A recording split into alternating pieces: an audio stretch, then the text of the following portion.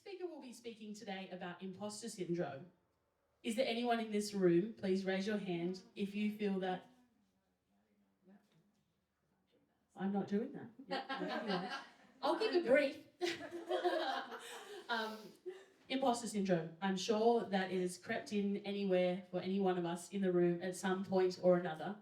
And I'd like to welcome our next speaker to lead us through that journey. Our next speaker is Kristen Pyrz-Brown. You may be familiar with her. If not, I'd love to give you a little bit of an overview. Kristen is an experienced business owner, executive and leadership coach, and trainer, starting her own Albany-based business, Valio Coaching, in 2021. Kristen has studied extensively and holds a Master of Business Administration, a Master of Business Leadership, as well as a Certificate in Training and Assessment. Kristen joined the ACCI Board of Directors in May 2022 through her own business, Valio Coaching, and now leads the ACCI as our CEO. I am privileged to welcome today to the stage, Kristen Pyrz-Brown.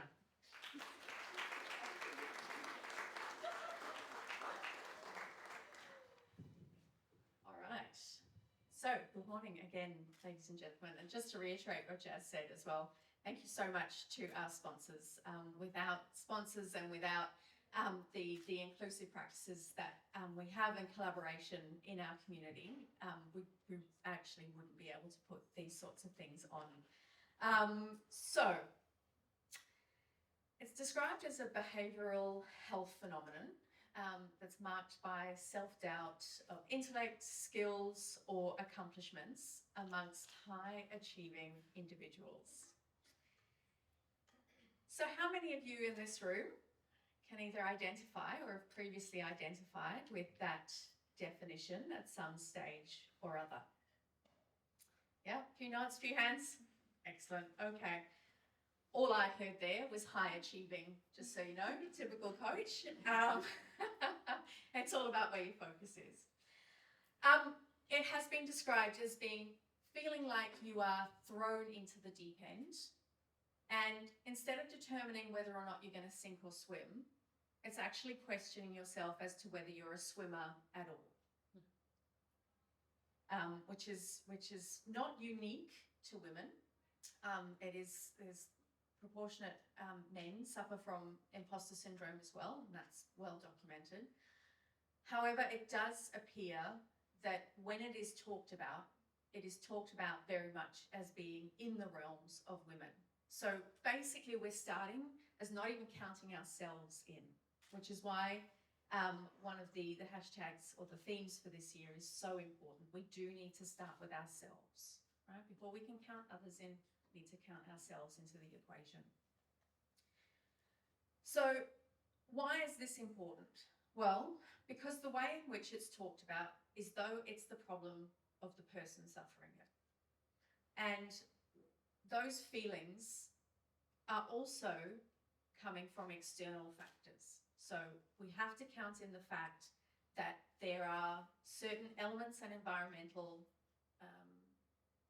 issues that go towards the feelings of imposter syndrome. Unfortunately, it's very easy and very quick to victim blame and point the finger at someone for the shortcomings. So what's the impact of imposter syndrome? Well, it's reduced efficacy, people not as advancing as they should in their careers because they are, for instance, and just tick along in your head which of these you identify. They're either a perfectionist, and at any level of self-doubt or discomfort, it brings about the fear of losing control or not being seen as being perfect or being critiqued. You can be seen as being superwoman or being used to being seen as superwoman and always competent, and perhaps a new role, a new situation or a promotion has someone doubting whether or not, in fact, they can handle everything. Motherhood, anyone? Or they've always just had a natural talent and suddenly they've reached the highest level of their current competence and feel that there may be failure possible in the new environment. Or maybe they're used to going it alone and asking for help is seen as a weakness. Or always being the expert in the room who is unaccustomed to feeling inadequate. All of these factors go into this imposter syndrome feeling. In my coaching practice, professional career, and board career, I have seen every single one of those play out, or been privy to somebody going through each of those different 5 types of feeling imposter syndrome. We'll take Ange, for example, may or may not be her real name, we never know, who displays the superwoman trope. In her current role, she is absolutely killing it. The organisation would be in literal tatters if it weren't for her being in the COO role, as Chief Operating Officer. She commands meetings, is well aware of the shortcomings of her boss, but because she's so convinced that stepping into the CEO role is only for other people, she's held herself back for years and years. Eventually, we get through the barrier and talk about why the roles she's applying for seem to be only lateral movements. So along the same line, within an executive, she's fine. But to actually step into that higher role and to take it all on, she's holding herself back. It's not that she doesn't want the additional responsibility. It's that she has been faced with compounding numbers and events of what we call microaggressions, which only add to her resolve to try and be even more super. Now, microaggressions, we all know what these are. You're too much, you're too emotional, why do you care so much, stop being so intimidating. Those accountability questions are making everyone else feel uncomfortable. I'm not sure that you've got the temperament to be in real leadership. Ange, can you take the minutes? Ange, can you do the tea and coffee and make sure our guests are comfortable? This is the COO, might I remind you. Incorrect and notable, basically. She and her passion, and I hope I'm talking to each of you here, she and her passion belong around the table. Her questions keep the company out of trouble. You are intimidated, I am not intimidating. Don't use language that blames your feelings on me. Minutes are not in the role of the COO, and let's find someone else who maybe makes a better tea or coffee to get us settled for the meeting. This is what we did to change Ange's mindset.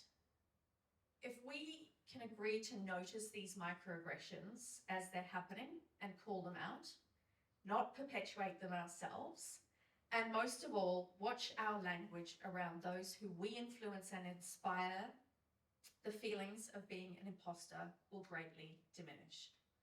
The word bossy, for example, is not helpful nor true about women and girls.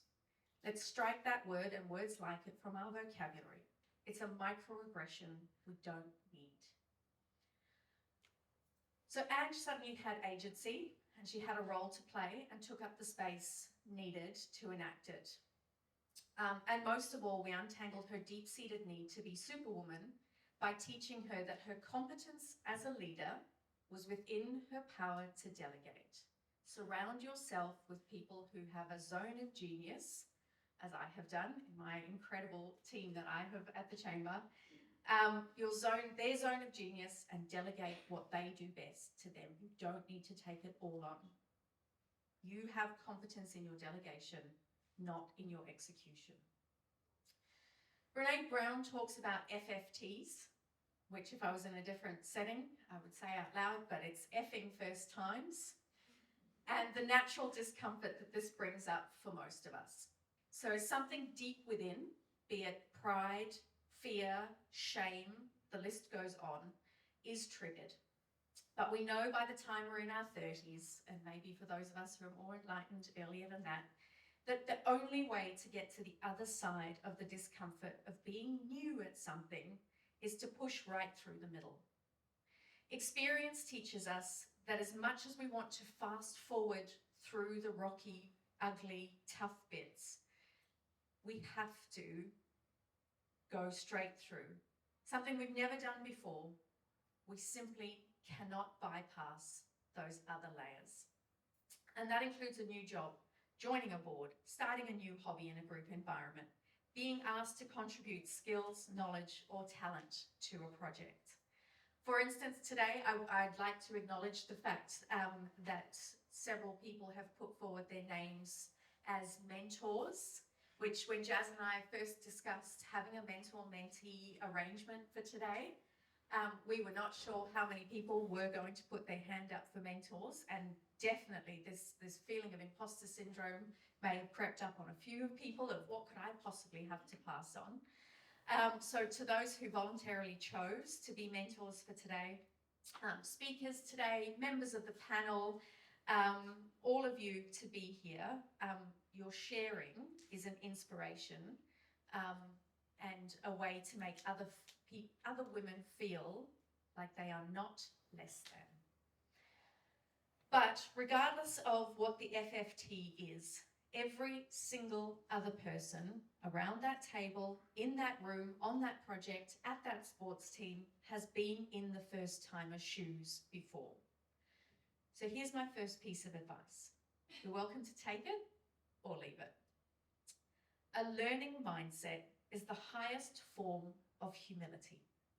Not talking yourself down, not telling everybody else that, oh, I'll see how I go, I'm not really sure I should be here.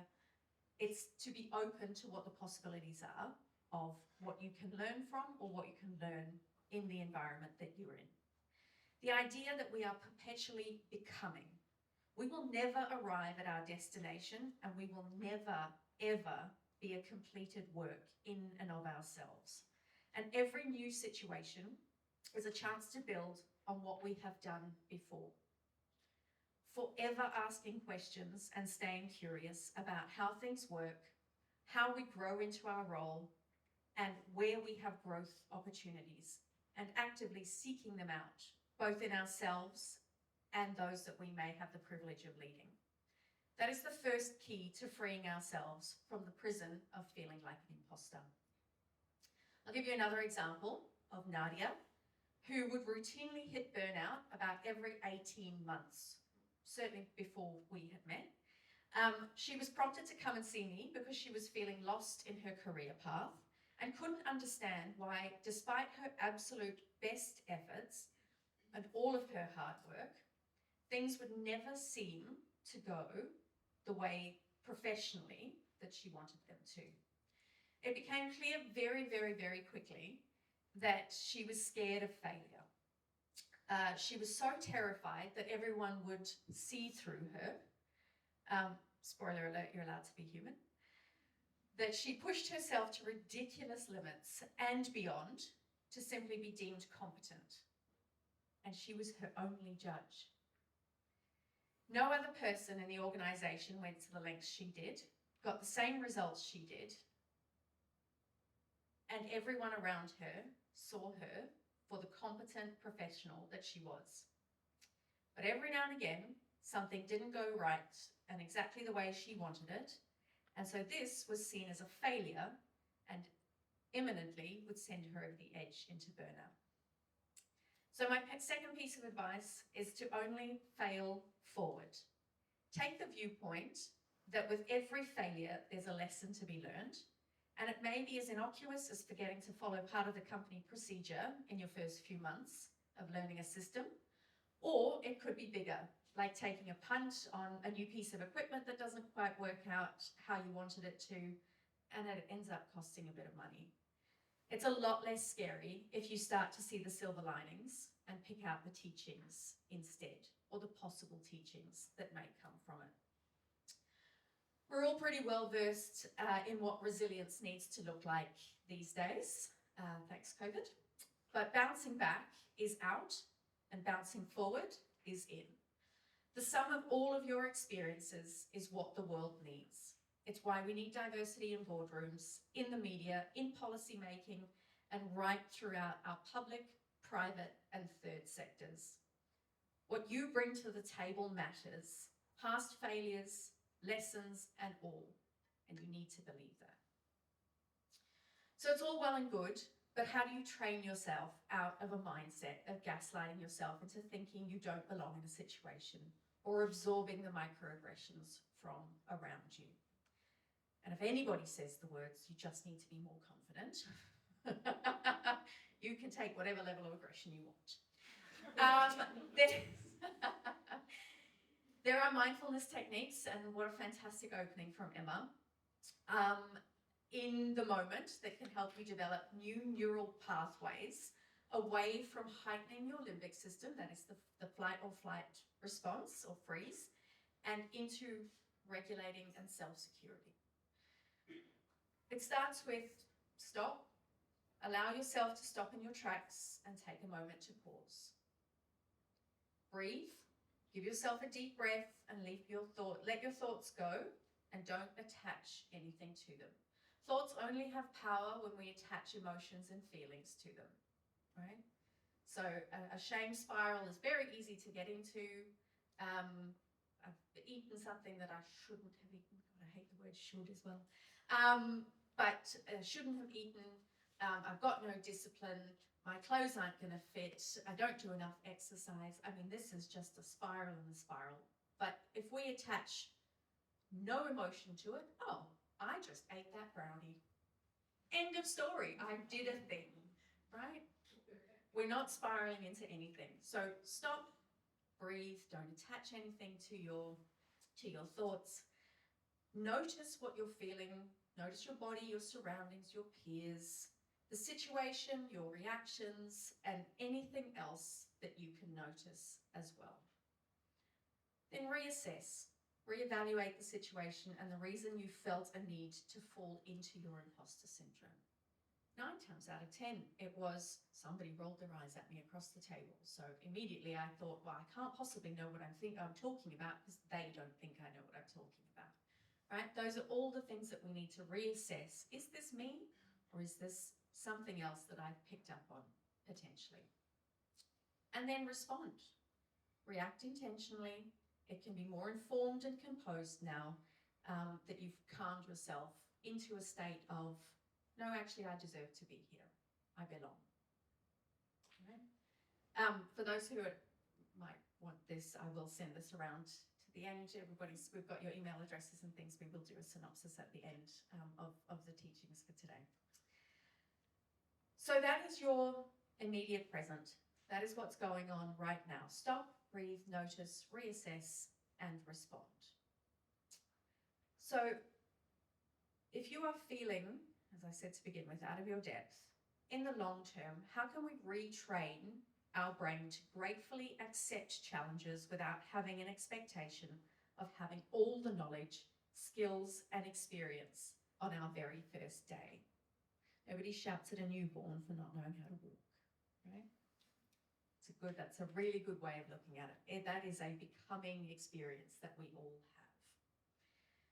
have. First, you need to understand the voice. Where is it coming from? And sometimes this is a deep dive into our childhood, into our first job experience. Did you have an overly critical parent? Did you have a high achieving sibling?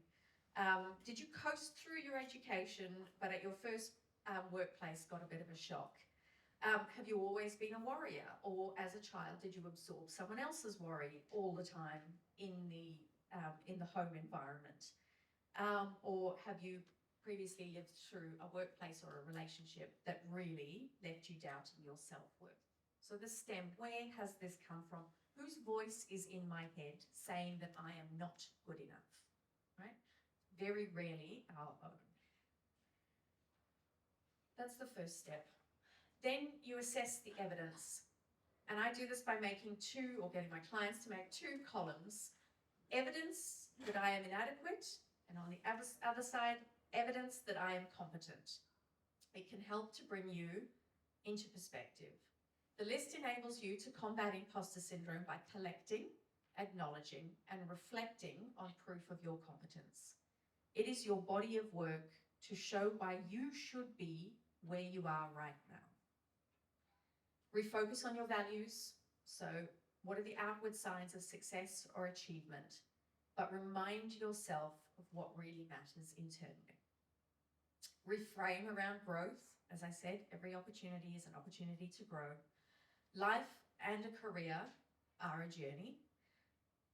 You can't grow, learn, or make progress without stretching yourself. right? It's only feeling uncomfortable for a short period of time because you're actually going through a growth period. Right? Anyone remember being 14? It's horrible. But you were growing, you were going through a period of growth, and we all got through it. And look at this audience. Look how stunning we all are. Get out of your head, right? Rumination is a pattern of circling your thoughts. It goes hand in hand with imposter syndrome. Find someone to talk to or write down your fears. They are less powerful than when they're trapped up here. A technique I use with my son, doesn't know any better at the moment because he's 7, is anything that we've got in here, as soon as it comes out here, it's gone, right? Do the same. Go and find someone that you trust to talk about it. Write it down if you're a journaler. Get those thoughts, feelings, and emotions out onto a page. Practice self-compassion, huge one, a huge one. Don't beat yourself up for feeling like a fraud.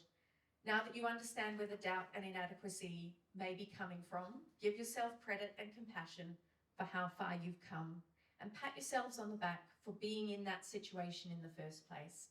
Goodness knows that rural and regional Australia only runs on volunteerism, volunteer boards, people taking a step outside their comfort zone and putting their hand up and counting themselves in. Keep failure in perspective. Be kind to yourself. You are humans. Humans make mistakes, and you too. Practicing self-compassion will help you to tame your inner critic.